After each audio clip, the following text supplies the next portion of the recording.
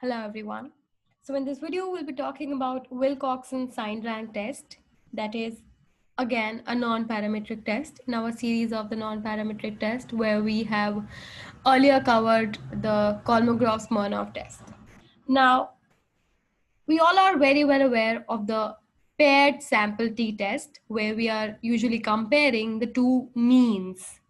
But now that we're dealing with a sample which might be lower than 30, about whose population distribution you might not have an information, and where usually the data which you have is not such that maybe means are not making sense or whatever it is. Even if the means are making sense, the sample size is very small, let's say. So we are taking such a case. My sample is of 18 customers, which is a number below 30. And I have data on the gender, age group, their education, their salary. And then I asked those individuals to rate 3 TV commercials. Okay, so ad 1, ad 2, and ad 3 are the 3 TV commercials which these respondents have rated upon. And then we would now be interested in seeing whether these respondents have rated in particularly ad 1 and ad 2 differently. So what are these ad 1, ad 2? So ad 1 is, so I'll just expand it. So ad 1 is the rating of family car commercial, and ad 2 is the rating of youngster car commercial. So it really would be interesting to see that whether the respondents have received family car commercial more welcomingly as against the youngster car commercial, or the either ways. Now, on the face of it, when you compare ad 1 and 2, we get a glimpse that ad 1 rating numbers are clearly larger than ad 2. Now, because ad 1 numbers are larger than ad 2, this in a way gives us a hint that probably ad 1 is the variable which is rated more favorably than ad 2. But can we be so sure about it? We can't be unless we do a statistical test. So here we move on.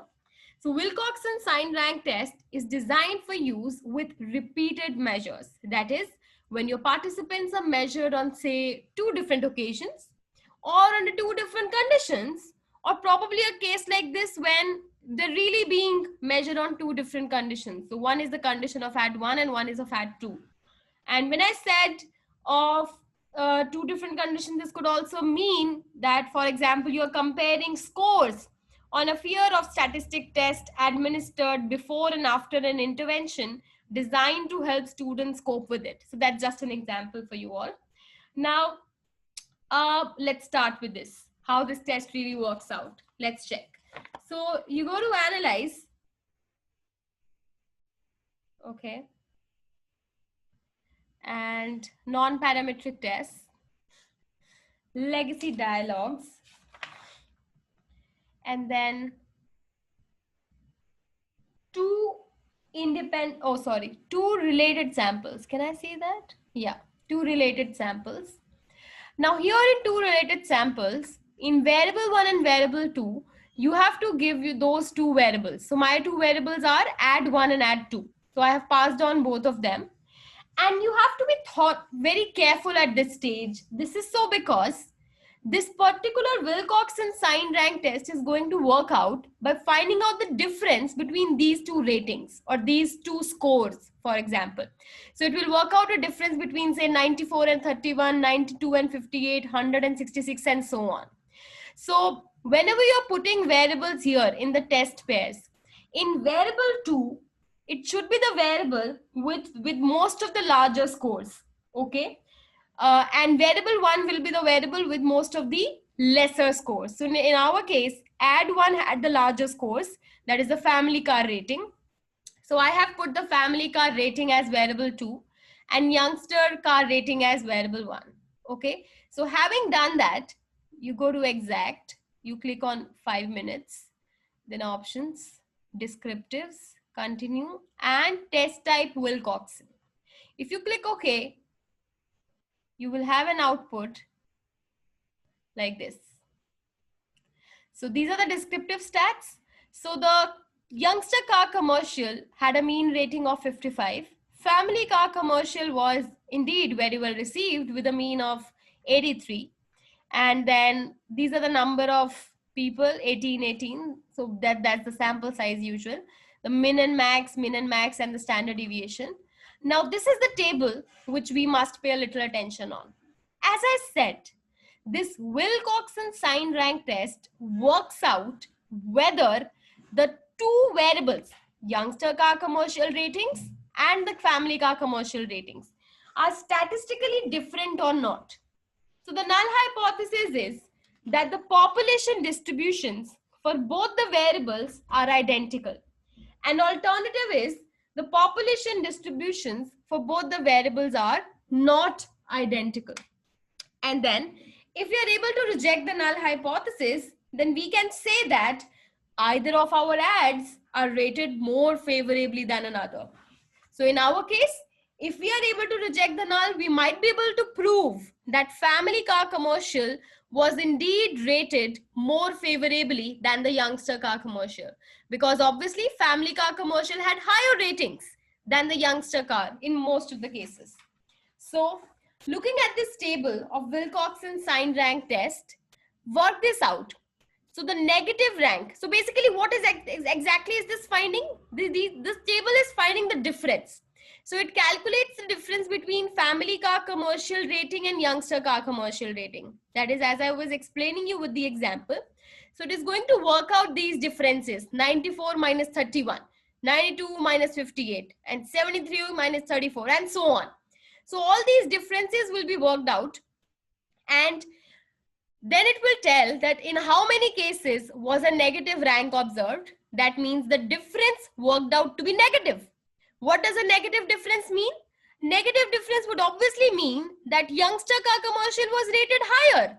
Then only the difference will be negative, right? So they've also written it here as A. The superscript A is explained here, that if you have a negative rank, that means the family car commercial rating is lower than the youngster car commercial rating. And if you have a positive rank, and we have 15 such cases of positive rank.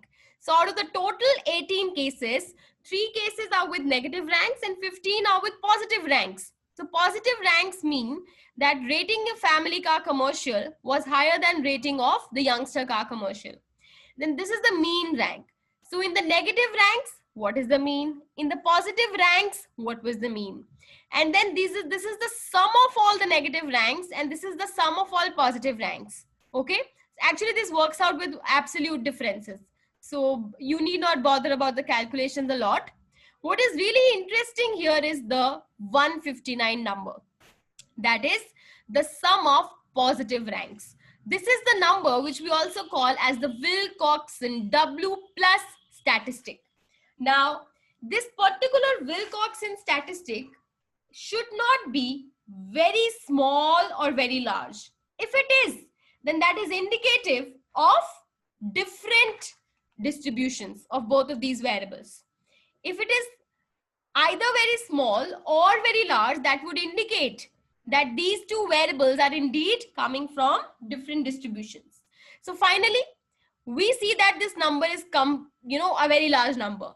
But right, by looking at this number, we cannot say that the statistics has defense. No, we need to perform the test. So here we test the null hypothesis that the population distribution for ad 1 and ad 2 are identical against the alternative that they are not identical. And then you look at the p-value at the exact significance two-tailed. So this is 0.001, that is way below an alpha of say 5%. So I can say that I reject the null hypothesis, and the null hypothesis of population distributions being identical gets rejected. So in our case, as we have shown that the sum of positive ranks is way larger than the sum of negative ranks, which was giving us an indication that family car commercial is rated higher than youngster car commercial, is now proven statistically also. So we can say that the Wilcoxon sign rank test has indicated that the family car commercial, which has a mean of 83.44 and was rated more favorably than the youngster car commercial, whose mean is nearly 55. And therefore, we can indeed say that family car commercial was received more welcomingly by the population or by the sample at hand. So I think that's time to look at the card. Thank you so much.